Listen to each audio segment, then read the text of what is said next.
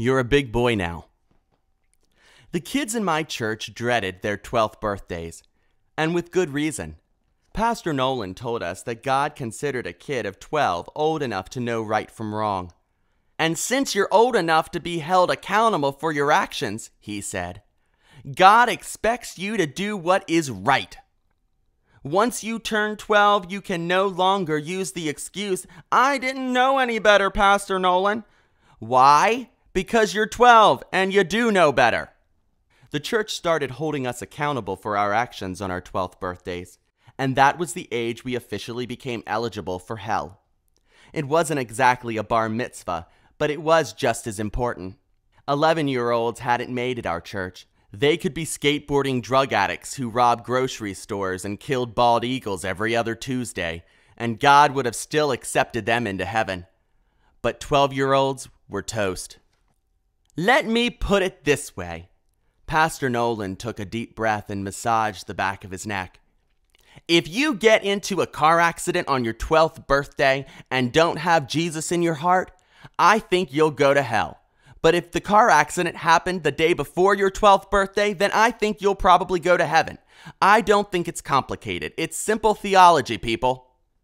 Even still, parents had many questions about this particular topic. Questions Pastor Nolan didn't always know how to answer. They asked about the age of accountability for mentally handicapped people. They wanted to know what would happen if somebody went into a coma prior to turning 12 and never woke up. They inquired about whether or not this theory could be proven biblically, and if so, where in the Bible could it be found?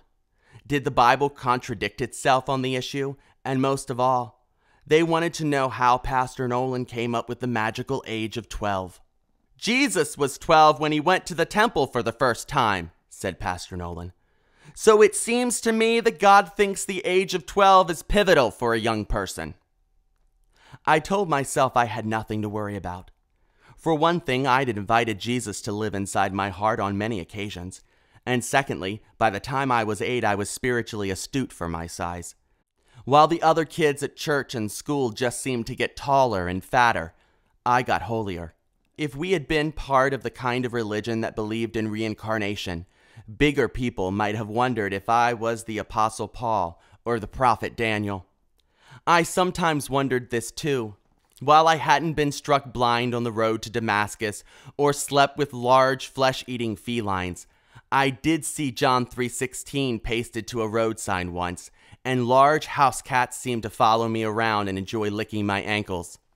But even those who had biblical blood running through their veins struggled with sin from time to time. I wrestled with staying awake during church on Sunday and Wednesday evenings. I thought going to church when it was dark outside was a waste of time. 4.5 minutes into any nighttime sermon, my head started bobbing around like a wobbly plate on the top of an amateur clown's balancing act. Eventually, my head plopped against whatever or whoever was closest, comfortable, and reasonably compliant. It wasn't picky. Sometimes it was my father's shoulder or leg it landed on. Other times it was my mother's breast or arm. I slept soundly until the pastor finished his sermon or until I sensed one of my parents moving around in effort to get the use of their shoulder or bosom back.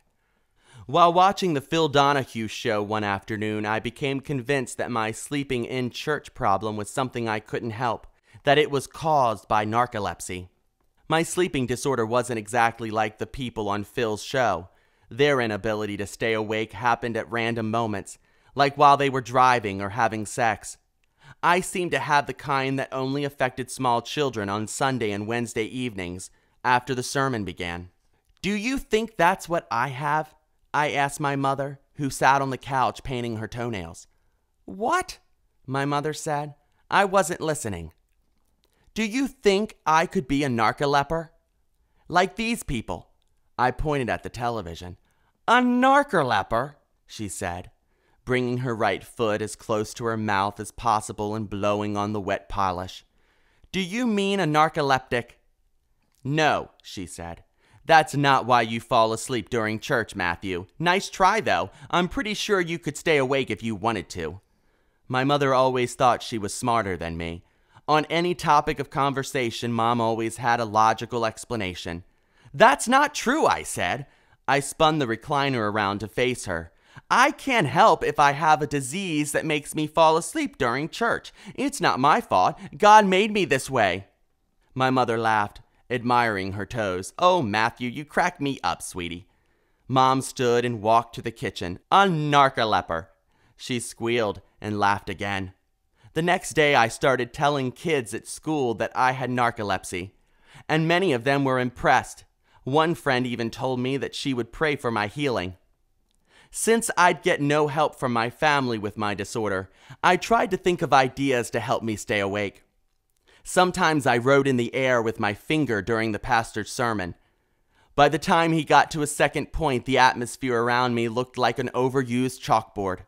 Mostly I practiced writing my name, or drew trees or ducks. Sometimes I practiced over and over again my favorite letter to write in cursive, D. If I wasn't paying attention, I could write the cursive D 100 times for no reason at all and thoroughly enjoy every pencil stroke. I'd always wanted my name to begin with the letter D, something like David or Daniel, or even Damien or Dartmouth, so I could have written it more often. When writing became dull, I organized the contents of my mother's purse, a task akin to introducing Fidelity to the Love Boat. I enjoyed it, though, because I learned a lot about my mother that way. How we were alike, how we were different.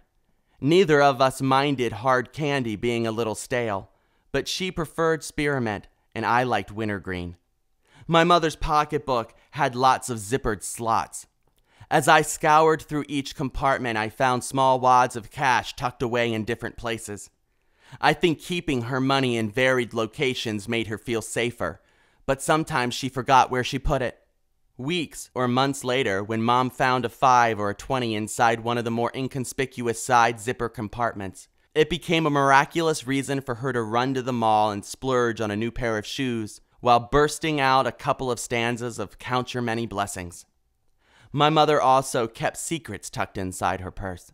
For instance, I was the only one in the family who knew about her habit of collecting ink pens. The bottom of her purse was like the top drawer of a secretary's desk. She had more ink pens than any one person could use in a lifetime. She didn't just collect the basic Bic ballpoints either. Her fascination with ink-based writing utensils was exotic. There were gold ones, silver ones, fat ones, cushioned ones, ones that wrote in red and green, and erasable ones. I never told anybody about her ink addiction. She and I had a silent agreement. If I didn't mention the pens, she wouldn't talk about my odd habit of reading the manufacturing comments on the back of toiletries like makeup compacts, chapstick, tubes of toothpaste, and bottles of shampoo and conditioner. I learned a lot of interesting information reading product packaging. I couldn't tell you what hymn we sang or how well the church soloist hit her high note, but at a very early age I knew how to properly lather, rinse, and repeat. But not even the ingredients in my mother's travel-sized hairspray kept me from passing out on the pew.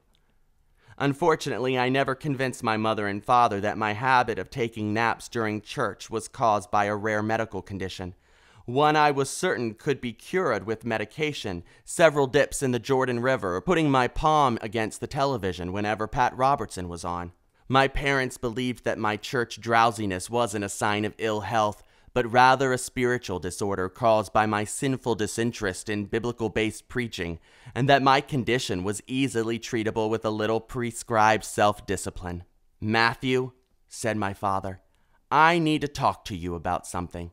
My father didn't give lectures often, but I knew one was coming when he spoke to me the same way Papa Smurf spoke when bestowing wisdom upon his little Smurflings. I wouldn't have admitted this to him, but when I was little, my father sometimes reminded me of Papa Smurf.